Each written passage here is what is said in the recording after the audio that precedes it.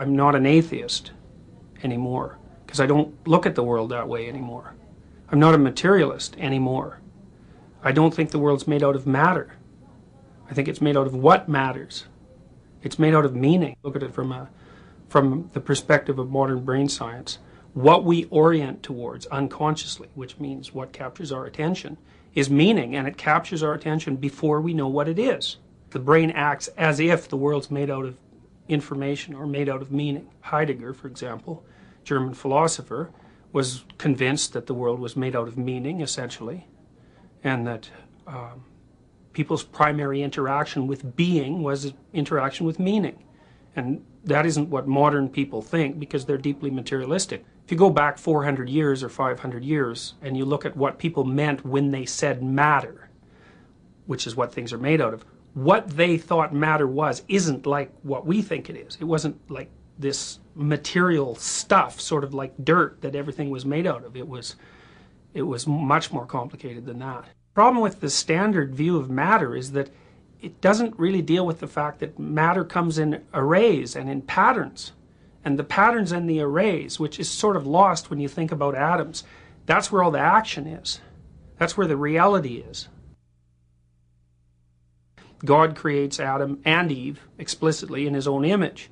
There's a variety of interpretations about the first being that God created. So there's a tradition in medieval Christianity and Judaism as well that the first man was hermaphroditic, and male and female together, and then separated into two separate entities, which then were forever looking to be rejoined.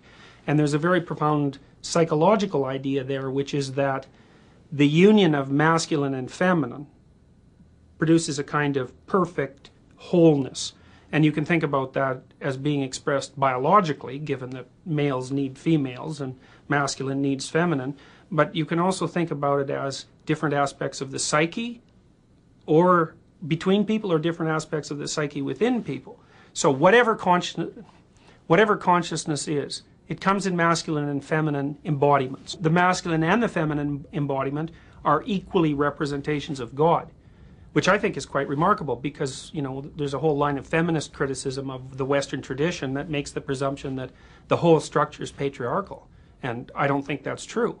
If it was patriarchal, it would have been man that was created in the image of God, and it is explicitly not that. What feminine and masculine, as well as being markers for gender behavior, are also symbolic categories.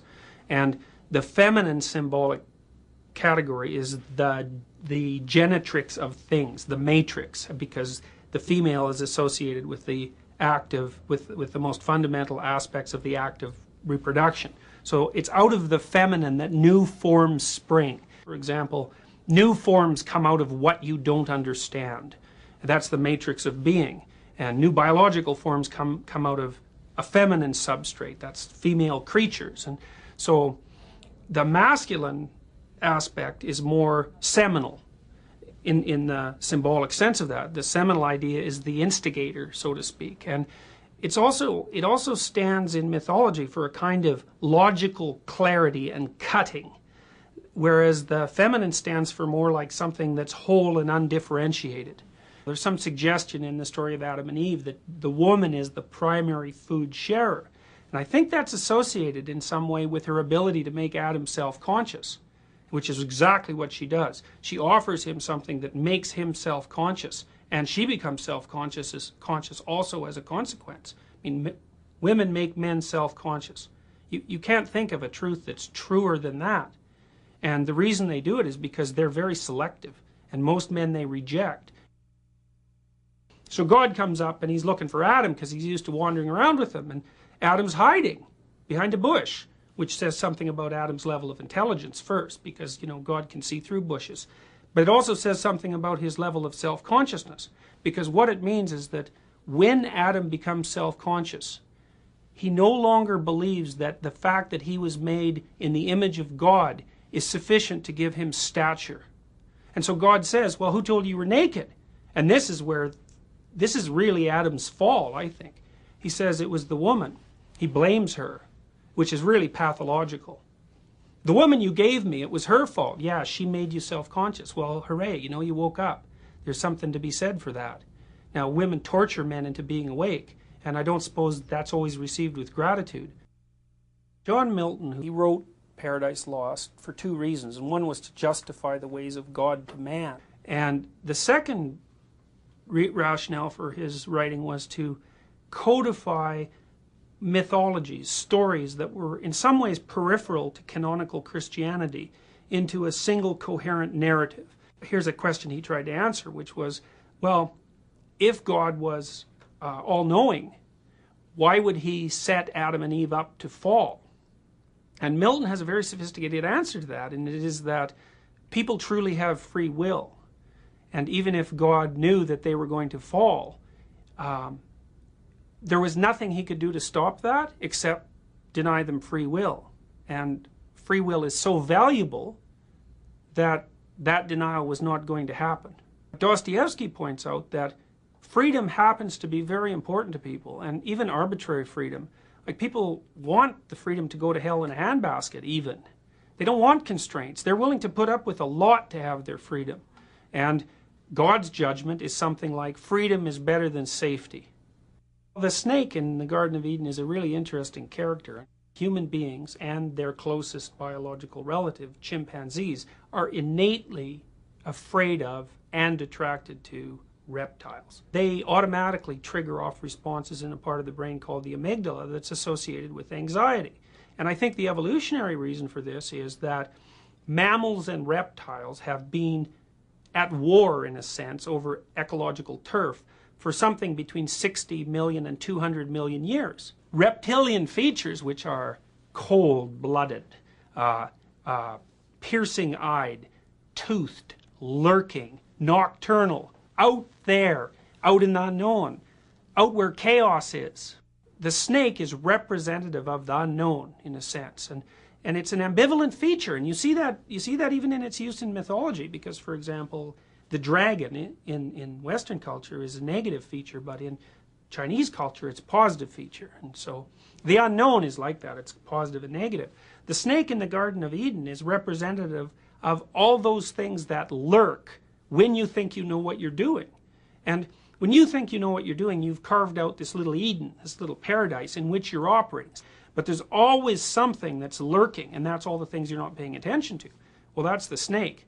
And when that snake pops up, we're wired. If a little snake pops out, we might want to run away from it. But like, we're curious about that. We're going to go over there and investigate it right away. Now, when chimps come across a python in the forest, they have a specific cry. It's called a snake rah. And the chimps who don't like snakes, they don't run from it. They back off, and then they watch the thing. They cannot tear their eyes away from it. And some of them will stand there and look at it for 10 minutes. Other individuals will stand there for hours watching the snake. The unknown is fascinating. We can't look away from it. We have to encounter it, even if it's terrifying. It's partly why, teenagers like horror movies. They're driven to look at the snake. They're driven to interact with the snake. In Genesis, of course, interacting with the snake means the end of paradise, just like it does in life. There are ideas that the serpent in the Garden of Eden was Satan and trying to destroy God's handiwork. People often look back in their lives and they say, well, I got knocked out of my little paradise by, this particular event. But looking back on it really made me grow up. It really made me mature. Whatever it is that's the serpent in the Garden of Eden certainly plays that role. It's a catalyst. Much of what's unknown is redemptive.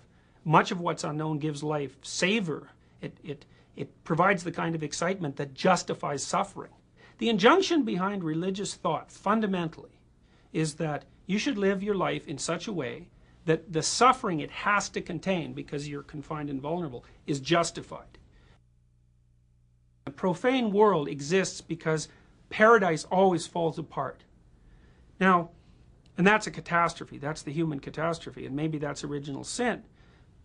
And profane life is characterized by suffering, intense suffering. And that's a terrible thing. I mean, it's so terrible that the first two people to really inhabit the profane world, Cain and Abel, Cain is so disturbed by the nature of the world that he turns into a revengeful, homicidal, resentful, fascist authoritarian and the father of war. Well, that's how bad profane existence can be. But if you keep going in the same direction, you can get so conscious that the profane conditions of being are no longer tragic. They're acceptable. But you have to live well enough so that the suffering is worth it. If you took advantage of every opportunity you had, if you crawled through every window that was open to you, if you lived as perfectly as you could, your life would be justifiable on its own terms, despite its suffering and despite the tragedy in the world. That's why Kierkegaard said that people are redeemed one by one and not in groups. You know, it's an individual project. I would say human beings are built to take tragedy, but they're not built to take evil. The most unsettling thing isn't that a close relative dies of cancer, unsettling as that is. The most unsettling thing is to be treated casually in a brutal manner for no other reason than the brutality itself. That's what undermines your sense, your belief in human existence and in the value of human existence. That's what demoralizes and kills. Many social scientists in particular, I would say, feel that the idea of evil is anachronistic. The reason that evil is obliterated out of consciousness is because we don't have a theory to account for it. You know, we don't have a framework within which it fits. Now, religious ideation certainly provides that kind of framework. I also think that we dismiss evil because it's such a terrifying phenomena. And whenever it crops up its head, everybody runs around saying, well, who could have predicted this? Who could have predicted this? But, you know, all you have to do is look and you can predict it. And the people who perpetrate it often say exactly what they're doing and why. So the Columbine kids, for example, they said something very much like, well, we've taken a close look at existence, and it isn't worthy.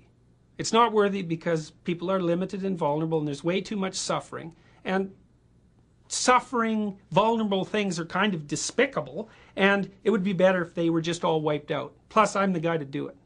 And that's exactly, fundamentally, that's exactly what they claimed. You might say, well, why would someone come to that conclusion? It's like, that's not a good answer. Everyone comes to that conclusion from time to time when they're disappointed or frustrated, or when, you know, their dreams have fallen apart, or when someone near them suffers, or they doubt the utility not only of their own existence but of existence itself. If it's taken far enough, that attitude engenders atrocity. It's evil. And I think you can define it, no problem, because people say, well, you can't define evil. That's wrong. Evil is the production of suffering for its own sake. That's simple. And if you think people don't do that regularly, well, you know, you just haven't been looking.